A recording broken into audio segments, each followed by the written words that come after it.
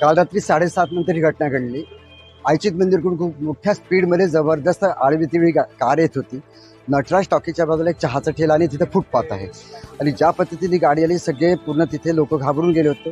ती त्यातले सगळे पिऊन होते। गाडी फुटपाथवर चढली तर तिथून एक लेडीज लहान बाळ कडेवर होतं, त्यांना उडवलं।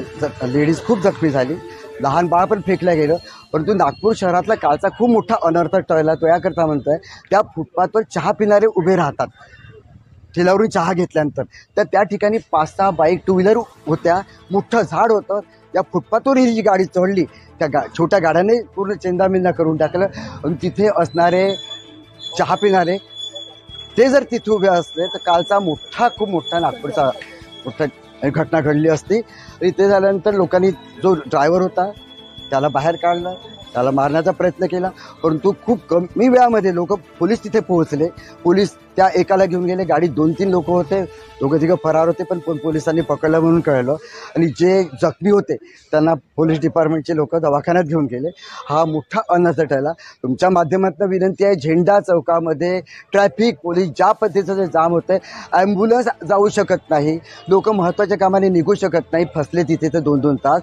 तर ट्रॅफिक पोलीस जामच्या दृष्टीने तरी त्यांनी लावावं काही ठरलेल्या वेळेमध्ये, की तुमच्या माध्यमातून फक्त विनंती करतो। पण तो कालची मोठी खूप घटना खराब लेवलची ती टळल्या गेली। एक तर मोठ्या स्वरूपामध्ये 2 खूप जखमी झाले, ते लहान बाळ आणि लेडी, आणि एक माणूस पण जखमी झाला, कारण की आम्ही तिथे पोहोचेपर्यंत त्याला दवाखान्यात घेऊन गेले ते।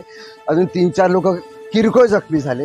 आणि ही रात्री 7:30 नंतरची घटना आहे, 8:30च्या आतमध्ये तरी पोलीस लवकर आले, त्याच्यामुळे ते लवकर त्यांनी आपलं हँडल करून प्रकरण सांभाळलं। 3 जण होते, लोक मारायला आले तर दोघं तिथं कसे सटकून गेले तिथनं माहिती नाही। मामला इतका खराब होता, लोकांनी बिलकुल त्याच्यावर तुटून पडल्या गेले होते। कारगी तिथे फोडण्याचा प्रयत्न तिथे झाला।